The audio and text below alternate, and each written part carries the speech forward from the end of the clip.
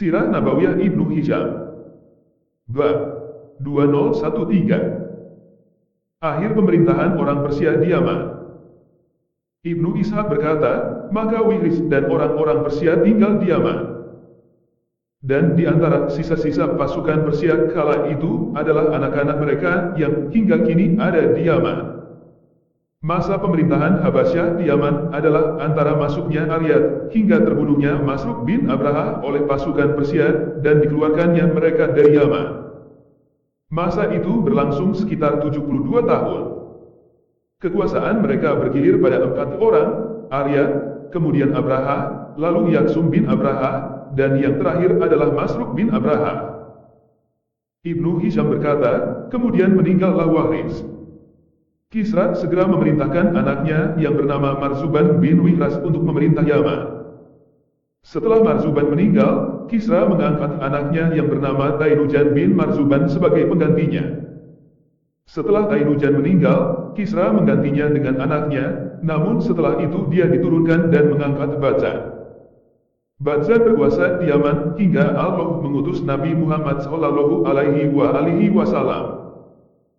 Zuhri menuturkan kepada saya, dia berkata, Kisra menulis surat kepada Badzan yang isinya adalah sebagai berikut, sesungguhnya telah sampai berita kepadaku bahwa seorang lelaki dari Quraisy telah muncul di Mekah dan dia mengaku bahwa dirinya adalah seorang nabi. Maka berangkatlah engkau ke sana dan suruhlah dia bertaubat. Jika dia bertaubat, biarkanlah dia hidup, dan jika tidak, maka kirimkan kepalanya kepadaku. Maka Badzan mengirimkan surat Kisra itu kepada Rasulullah. Dan Rasulullah membalas suratnya yang berisi, sesungguhnya Allah telah menjanjikan kepadaku bahwa Kisra akan terbunuh pada hari demikian, bulan demikian. Tatkala Badzan menerima surat ini, dia terhentak dan sedikit merenung seraya berkata, jika dia benar seorang nabi, maka apa yang dia katakan akan menjadi kenyataan. Maka Allah mematikan Kisra pada hari yang telah dikatakan Rasulullah. Ibnu Hisham berkata, dia terbunuh di tangan anaknya sendiri yang bernama Sirawi. Mengenai hal ini berkatalah Khalid bin al-Syaibani, dan Kisra, manakala pedang penuh anak-anaknya mencincangnya, laksana daging yang dicincang-cincang. Kematian datang di suatu hari nan pasti, sebagaimana seorang hamil yang datang hari melahirkannya. Az-Zuhri berkata, tatkala berita itu sampai kepada Badzan, maka dia mengirimkan utusan kepada Rasulullah dan menyatakan keislamannya serta masuk Islamnya orang-orang Persia yang bersamanya.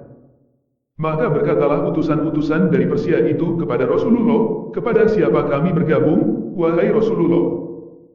Rasulullah menjawab, kalian adalah bagian dari kami dan kepada kami ahli bait.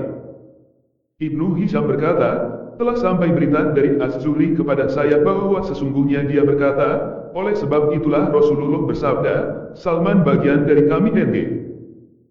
Ibnu Hisham berkata, inilah yang dimaksudkan oleh Sathi tatkala dia berkata, seorang nabi suci yang menerima wahyu dari Zat yang maha tinggi.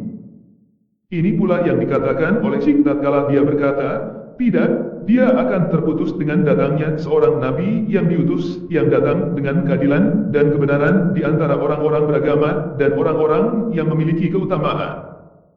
Kerajaan akan berada di tangan kaumnya hingga hari pembalasan, kiamat. Ibnu Ishaq berkata, bahwa di salah satu batu cadas di Yaman, sebagaimana yang mereka sangka, ada sebuah buku, inskripsi, Zabur yang ditulis di masa-masa awal yang berbunyi, kepunyaan siapa kerajaan Zima?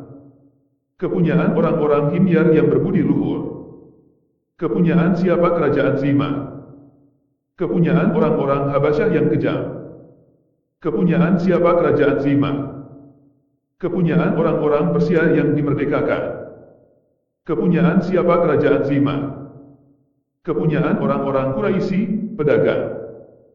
Adapun yang dimaksud dengan Zimar adalah Yaman atau sana. Ibnu Hisham berkata, Zimar dengan harakat fathah, Zamar, sebagaimana yang Yunus sampaikan kepada saya. Ibnu Ishaq berkata, Asya bin Qais bin Salabah mengatakan tentang kebenaran apa yang dikatakan oleh Sathi dan Syekh sahabatnya, tidak ada seorang perempuan yang pernah melihat apa yang mereka lihat. Sebagaimana kebenaran yang dikatakan Az-Zibi dalam sajaknya. Orang-orang Arab memanggil Sathi dengan sebutan Atszibi karena dia adalah anak Rabi'ah bin Masud bin Mazin bin Zibe.